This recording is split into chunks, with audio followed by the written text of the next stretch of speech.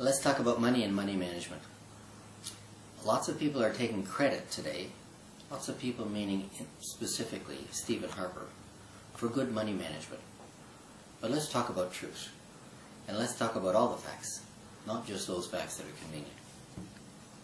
When Stephen Harper came to power, there was a very pleasant surplus of about $15 billion per year in the budget. For whatever ideological reason, Stephen Harper doesn't like to have a surplus, doesn't like to have a cushion, and even though the times were good, he was intent on reducing taxes and tax cuts. Clearly, tax cuts reduce in less tax revenue. He did promise at that time that we would never have a budget planned with a deficit. He also told investors that they wouldn't change the tax structure of the trusts that had been incorporated. Well, lo and behold, he misled us very badly. In fact, with regard to the trusts, they changed the trust structure. Flaherty did, immediately.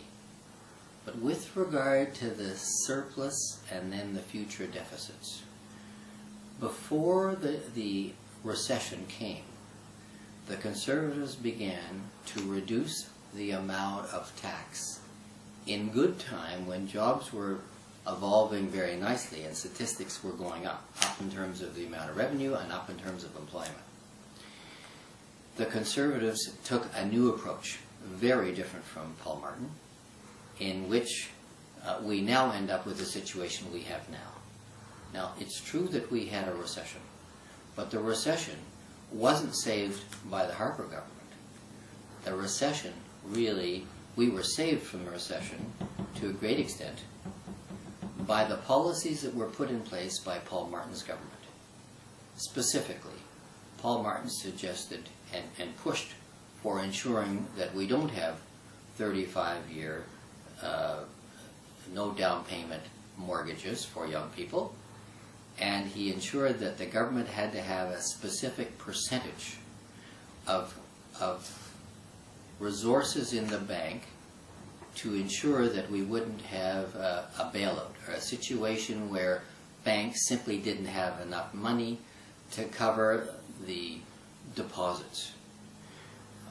It was Harper on record who said we should reduce the amount of revenues we need on hand as either reserves or to cover money that would be taken out. Anyway, Harper is trying to take credit for the fact that the banks were in a good position and have suffered less than in the States. However, had we followed his advice and does what his ideology suggests we do, our country would have been in much worse condition. We're now at a position this year when the projected deficit is $56 billion. A deficit is the 1 year net position. So in this year alone, the deficit is higher than it has ever been in history. Much of that is to do with stimulus spending, too many tax breaks, and re-outfitting a military. You simply can't do all things at once. Now we're in a position of not only do we have no cushion, but we are terribly far behind in balancing our book. The one thing that he promised would never happen. Of course, he doesn't talk about the promises he's made. He's more interested in attacking other people who expose his own position. The $56 billion is a huge amount of money. But to make it more realistic, it means this. It means in one tax year, the average family has just incurred a debt of about $5,000 on which it has to pay interest. And it didn't buy anything.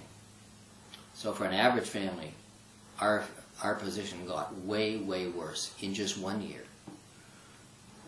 The numbers will probably show that since Harper became the Prime Minister, the position, we probably have $10,000 more debt.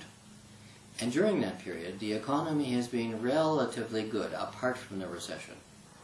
So if in good times the Conservatives puts us in this bad position, one would have to be very concerned about what would happen if in fact the economy didn't improve.